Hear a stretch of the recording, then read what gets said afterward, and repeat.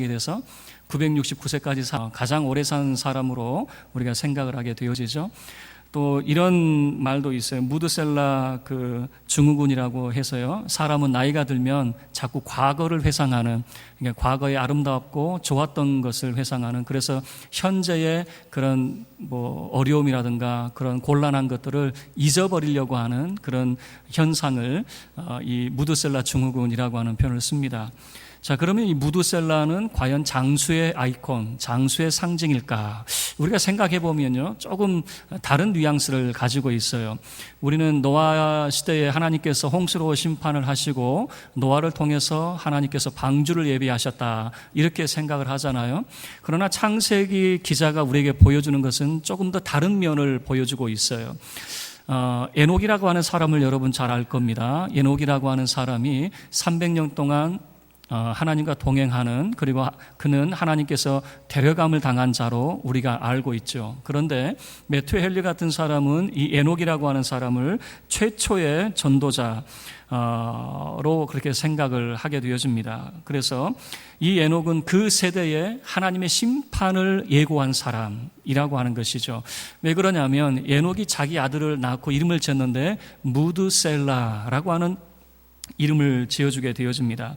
무드셀라라고 하는 그 이름의 뜻은요, 무드라고 하는 것이 이 무트라고 하는 게 죽다, 그리고 셀라라고 하는 것이 보내다, 그러니까 죽음을 보낸다로 이렇게 해석을 할 수 있고요. 아니면 이 아들이 죽으면 무엇이 보내진다. 그런데 이게 기가 막히게 이게 연대가 맞아가는 것은 뭐냐면, 무드셀라가 969세에 죽을 때가 홍수가 시작하는 해가 되어지는 거예요. 그러니까 이 에녹은 무드셀라라고 하는 이름을 짓고 하나님의 심판을 예고한 최초의 전도자가 되어진다는 것이죠. 그러면 무드셀라라고 하는 그 이름의 상징성은 장수의 아이콘이 아니다, 그 말입니다. 무슨 말이냐면, 하나님께서는 무드셀라를 가장 오래 살게 만드셨어요. 그 의미가 뭐냐면, 하나님은 가장 오랜 시간, 1000년 가까운 시간을 기다려 주셨다는 겁니다. 하나님께서 그 세대에 홍수를 보내시기 전에 하나님 말씀에 순종하고 하나님께로 돌아오도록 하나님께서는 오랜 시간을 기다리시고 인내하시고 하나님이 사랑으로 그 백성을 기다리고 있었다는 것을 무드셀라라고 하는 그 이름을 통해서, 그가 가장 오랜 시간을 살았다라고 하는 것을 통해서 우리에게 보여주고 있는 것이죠. 그래서 무드셀라는요, 장수의 아이콘이라기보다는요, 그는 하나님이 가장 오랜 동안 인류에게 기회를 주시고 하나님이 기다리셨다라고 하는 상징이 되어지는 것입니다.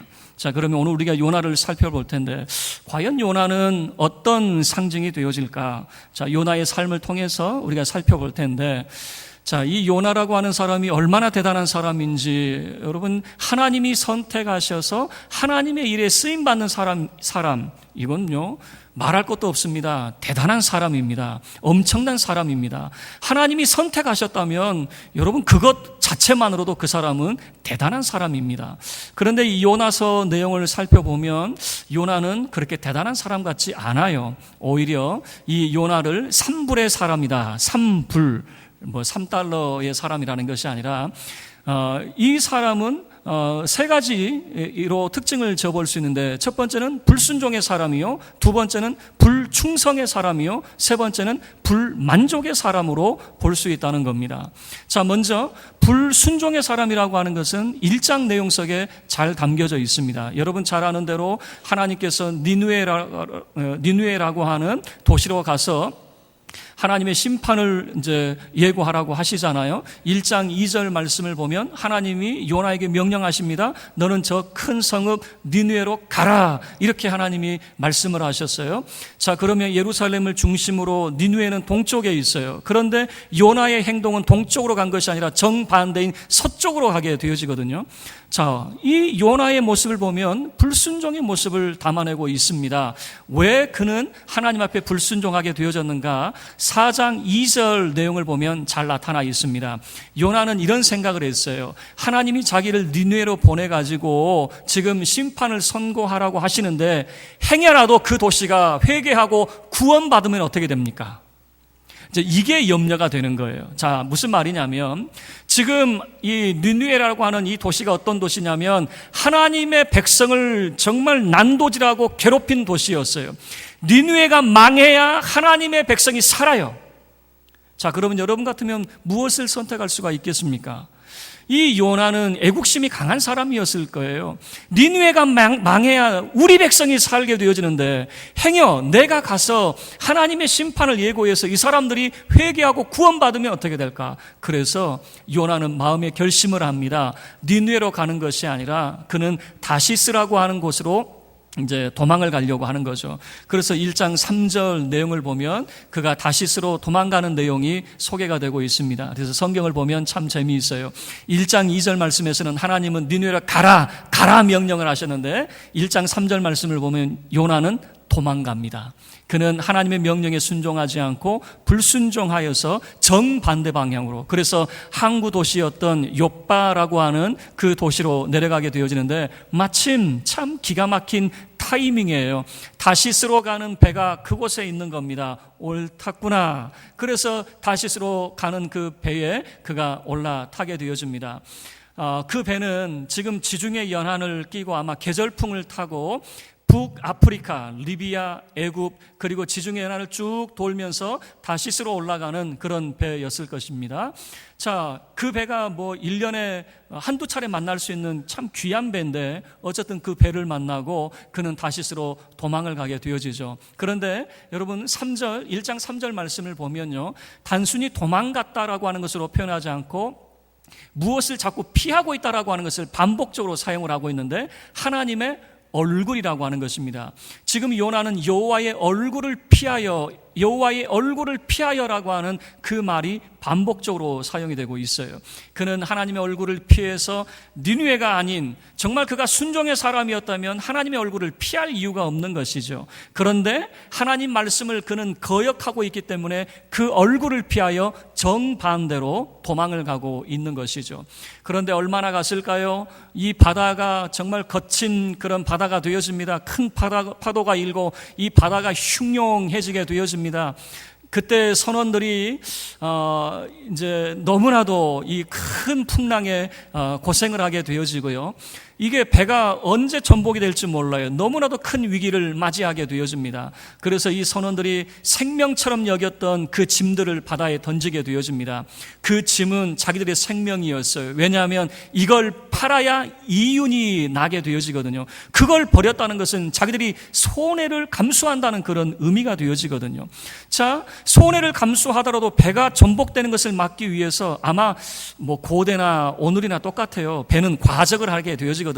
적정 양을 더 욕심을 내서 더 많은 것들을 싣게 되어지는데 아마 그런 것들을 내버렸을 것 같아요. 그래도 안 돼요. 그래서 선원들이 자기 신의 이름을 불러가면서 막 이 구조를 요청을 하게 되어집니다. 그러다가 이제 최종 결정을 내리게 되어졌어요. 이게 도대체 무슨 일인가? 이 풍랑이 도무지 잠잠해지지 않는데, 그래서 모든 사람들을 다 소집을 했습니다. 그 배에 있는 사람들 다 소집을 했는데 이 요나라고 하는 사람이 어디 있었냐면 배 밑에서 잠을 자고 있었어요. 아니, 모든 사람들이 지금 난리가 나가지고 지금 중내산의 그런 판에 요나는 배 밑에 가서 쿨쿨 잠이나 자고 있는 그런 모습이었단 말이에요. 그래서 요나를 불렀습니다. 그리고 모든 사람들이 이제 서로 이야기를 나눕니다. 이 풍랑에 우리 모두가 죽게 생겼다. 도대체 무슨 일인가? 자, 각자 신의 이름을 의지해서 당신 신에게 한번 구조를 요청해라. 그랬더니 요나는요, 끝까지 거절합니다. 요나는 끝까지 거절하면서 하나님 앞에 기도하기를 그는 거절을 하게 되어집니다. 그리고 10절 말씀을 보셔요. 1장 10절 말씀을 보면 이 모든 지금 바다의 풍랑이 일게 되어진 그 모든 원인이 자기에게 있다는 것을 말하는데 그 이유가 뭐냐? 내가 여호와의 얼굴을 피하고 있다라고 하는 것입니다. 여호와의 얼굴을 만약에 마주하려고 했다면 그는 기도했겠죠. 그 배 안에서 그는 기도했을 것입니다. 그리고 모든 선원들이 야, 여러분 신에게 한번 기도하십시오. 행여 어떤 신인지 모르겠지만 우리를 구조할 수 있지 않겠습니까? 했을 때에 요나는 끝까지 거절하고 뭐라고 이야기하냐면 나 기도 안 할 거예요. 차라리 나를 바다에 던져주세요. 나 때문에 이 일이 이제 벌어졌는데 나를 바다에 던지면은 이 풍랑이 잠잠해질 것입니다. 그러는 거예요. 아니, 선원들이 그렇다고 해서 사람을 던집니까? 그럴 수는 없는 거죠. 어떻게 하든지 그들이 그 위기를 모면해 보려고 했는데 도저히 안 돼요. 그래서 요나를 바다에 던졌습니다. 그런데 신기하게도 어떤 일이 벌어져요? 바다가 잠잠해지는 것이죠. 그런데 하나님께서는 요나를 바다에 그를 던짐과 동시에 하나님께서는 큰 물고기를 예비해 놓으셨어요. 그리고 그 물고기가 요나를 삼키게 만드는 것이죠. 그런데 이 물고기가 조금 문제가 있었던가 봐요. 소화불량이든지 아니면 병이 들었든지. 보통 이렇게 먹으면 소화가 돼야 되는데 요나는 3일 동안 버틴 것을 보면 소화를 못 시켰던, 아마 병이 있었던 그런 물고기였던가 봅니다. 자, 그런데 성경은 재미있는 것은 뭐냐면요, 그 배 안에서는 끝까지 기도하기를 거절했던, 여호와의 얼굴을 피하려고 했던 이 요나가 2장에 가게 되어지면 그때서야 기도하게 되어집니다. 그가 물고기 배 속에서 정말 그런 죽음과 같은 그런 시간을 맛보고 난 다음에 그는 하나님 앞에 기도합니다. 하나님의 명령에 순종하기로 그가 기도하는 내용이 소개가 되고 있습니다. 자, 그러면 이 요나의 첫 번째 모습은 불순종의 모습이었어요. 동쪽으로 가라고 그랬는데 서쪽으로 도망가는, 하나님의 얼굴을 피하여서 기도조차 하지 않았던 그 사람을 보여주게 되는 것이죠. 자, 두 번째 이 요나의 모습은요, 3장의 모습을 보면 불충성의 요나의 모습을 보여주고 있습니다. 자, 하나님께서 다시금 요나에게 명령을 합니다. 3장 2절의 내용을 통해서 너 다시 니느웨로 가라, 가서 내가 너에게 말한 것을 선포해라 라고 하는 하나님의 명령이 주어져요. 자, 이제는 어떻게 합니까? 그가 죽을 고비를 넘겼고 그가 물고기 뱃속에서 하나님과 약속한 것이 있거든요. 내가 가겠습니다 라고 하는 약속을 했으니까, 자, 어떻게 합니까? 이제 하나님과의 약속대로 그가 니느웨로 가게 되어집니다. 그런데 3절 말씀을 보면요, 니느웨가 어떤 도시인지를 보여주는데 3일 동안 걸어 다닐 만큼 큰 도시였다라고 하는 겁니다. 니느웨라고 하는 것은요, 3일 길이면요 엄청난 도시입니다. 자, 우리가 이 관악구 일대를 한번 생각을 해보세요. 관악구 일대 돌아다니는데 며칠이면 가능할 것 같습니까? 한 하루나 이틀 정도면 관악구 아마 일대는 다 샅샅이 돌게 되어질 것입니다. 그런데 3일 길이다 그러면 이 도시가 엄청난 규모의 도시였다라고 하는 것을 보여주죠. 그런데 4절 말씀을 보셔요. 3장 4절 말씀을 보면 요나가 얼마나 불충성하고 불성실한 사람이었는지, 3일 길, 여러분 그 정도 되면은 며칠간 전도를 해야 되냐면 너무 큰 도시이기 때문에 적어도 일주일 정도는 그가 전도를 해야 되고, 아무리 못해도 자 40일 동안 40일 후에 하나님께서 이 도시를 무너뜨립니다라고 하는 하나님의 말씀이 있었기 때문에 아무리 못해도 40일 정도는 버티면서 그가 전도를 해야 되거든요. 그런데 4절 말씀을 보셔요. 요나는 며칠 동안 전도를 합니까? 단 하루 동안만 그는 하나님의 말씀을 선포를 하게 되어집니다. 그리고 선포하는 내용도 보면요, 너무나도 불성실합니다. 그러니까 선지자로서의 도리를 다 했느냐? 그렇지 않아요. 4절 보세요. 요나가 그 성읍에 들어가서 하루 동안 다니며 외쳐 이르되 40일이 지나면 니느웨가 무너지리라 하였더니, 우리가 생각할 때는 이 말이 맞는 것 같지만 일반적인 선지자는 자 하나님의 심판을 선고를 하면 그 대응책도 반드시 선포를 하게 되어져 있습니다. 무슨 말이냐면 40일이 지나면 이 도성이 무너집니다. 그러면 그 다음에 그 이유가 뭔지, 어떻게 해야 이 위기를 벗어날 수 있는지 여기까지 말하는 사람이 선지자였어요. 그런데 이 요나는 그냥 무너집니다 이것만 말하고 그 뒤는 말하지 않는 거예요. 이유가 무엇인지, 여러분이 어떻게 해야 구원받을 수 있는지 그 부분은 말하지 않는다라고 하는 겁니다. 왜요? 요나는 니느웨가 구원받기를 원합니까? 멸망받기를 원합니까? 멸망받기를 원하고 있거든요. 그렇기 때문에 이 도시가 멸망받아야 되기 때문에 심판만 선고하고, 그것도 40일 내내 그가 전도한 것도 아니고 딱 하루 이 말만 전하고 그는 뒤로 싹 빠져버리는 거예요. 뒷짐지고 어떻게 되나 이렇게 보는 거죠. 그런데 더 놀라운 사실은요, 5절부터 3장 5절부터 10절까지의 내용을 보면 이 도시가 발칵 뒤집히게 되어집니다. 니느웨 도시가 하나님을 믿고 그들이 금식하며 회개하고 그들의 삶을 돌이키는 그런 모습을 보여주고 있는 것이에요. 우리가 생각할 때 여러분, 이것은 맞지 않는 그런 사건입니다. 왜 그러냐면 이 니느웨는요, 자기들이 섬기는 신이 있었어요. 아니, 자기들이 알지도 못하는 신이 그렇게 말한다고 그렇게 말하든가 말든가. 그렇죠. 아니면 자기들이 섬기는 신이 있습니다. 아수르라고 하는 그 민족의 신이 있습니다. 그 신을 의지하면 되는 것 아니겠습니까? 그런데 5절 말씀을 보셔요. 니느웨 사람들이 하나님을 믿고 라고 하는 표현을 쓰고 있어요. 도대체 이게 어찌된 일인지, 어떻게 하나님을 믿을 수 있는가라고 하는 거예요. 그리고 요나의 선포를 보세요. 요나가 지속적으로 이야기했습니까? 무슨 3일 동안, 일주일 동안, 40일 내내 지속적으로 이야기하면서 이 땅이 하나님의 심판을 면할 수 없습니다, 이렇게 말했습니까? 딸랑 하루에 딸랑 하루. 그러니까 요나가 말하는 것도, 요나의 이런 그런 하나님의 심판도 단 하루 얼마든지 묻혀버릴 수 있는 거예요.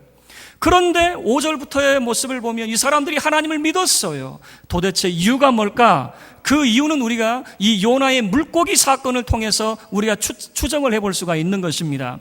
고대 사람들은요, 소식을 전해주는 사람들이 누구냐면 상인들이 보통 소식을 전해줍니다. 우리나라의 보부상들, 그 사람들이 도시마다 돌아다니면서 저 도시에 무슨 일이 있었는지, 이 나라에 무슨 일이 벌어지고 있는지를 알려주거든요. 고대의 소식통은 그 상인들이었습니다. 그런데 요나가 다시스로 가려고 했던 그 배가 상인들의 배였거든요. 그 상인들이 자기들이 물건을 싹 잃어버렸어요. 다시스로 갈 수 있습니까? 못 가는 거죠. 다시 그들이 회항을 했겠죠.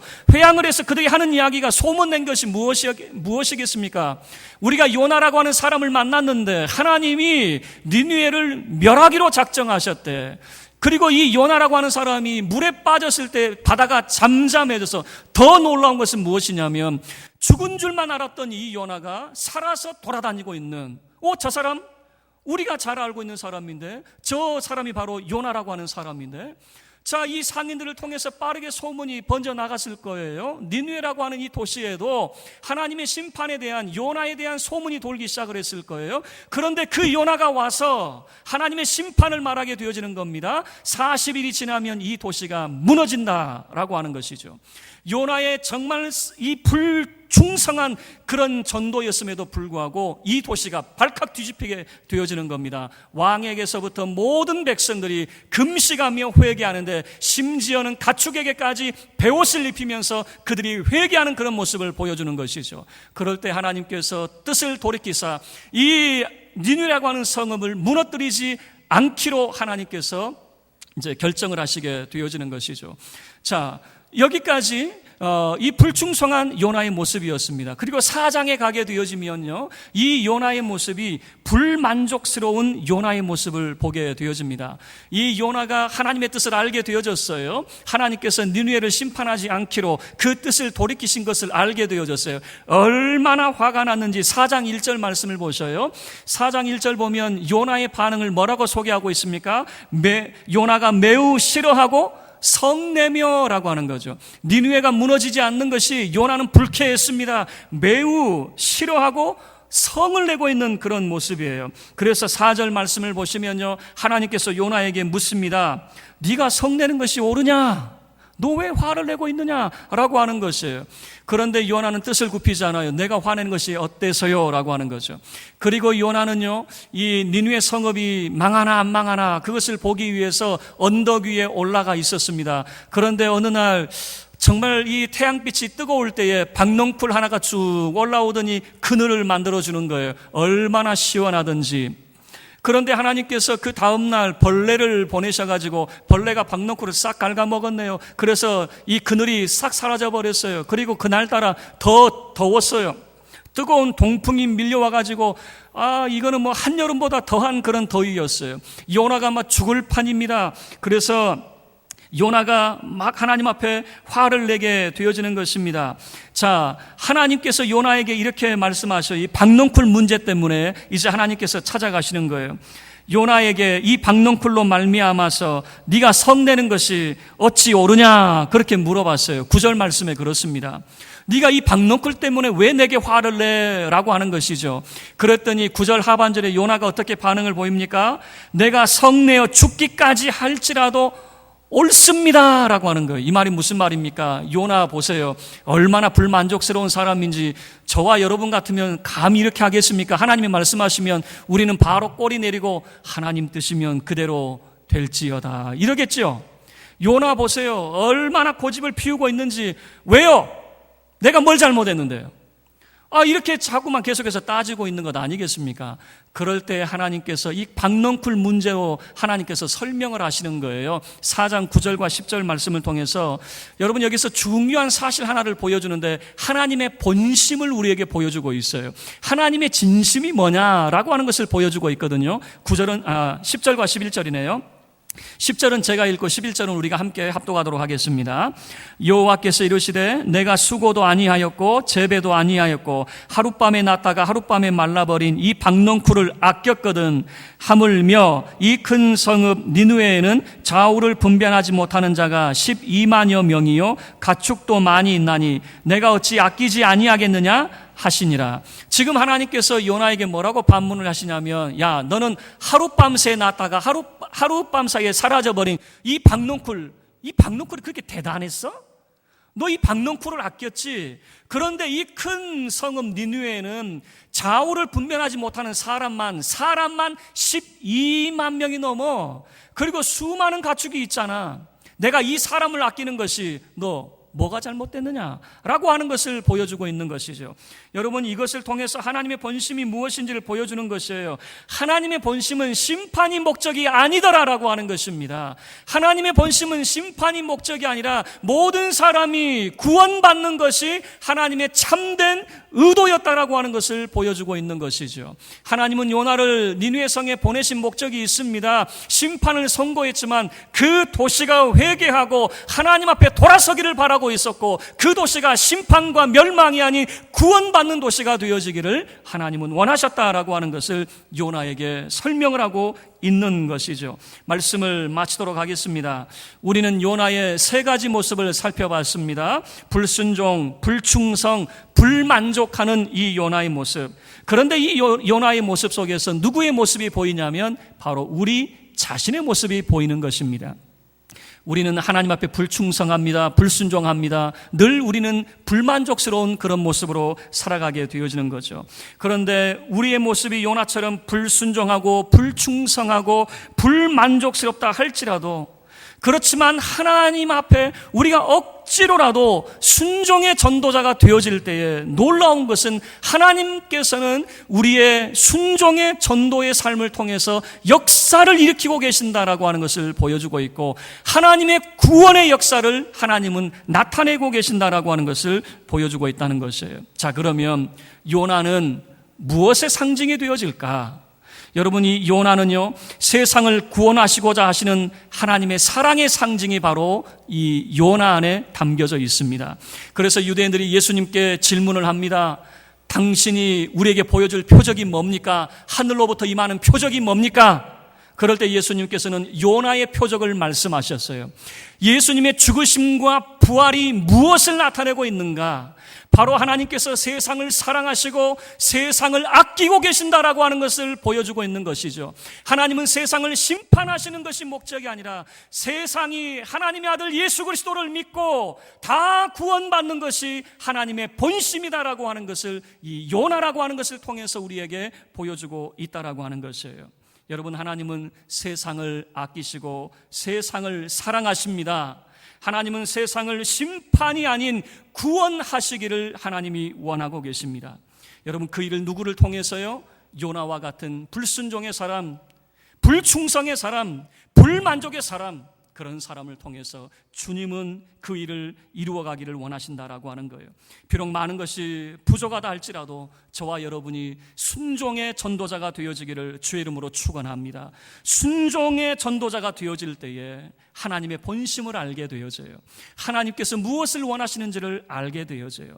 세상을 구원하는 일에 쓰임받는 순종의 전도자들 다 되어지기를 주의 이름으로 축원합니다. 우리 다 같이 자리에서 일어서서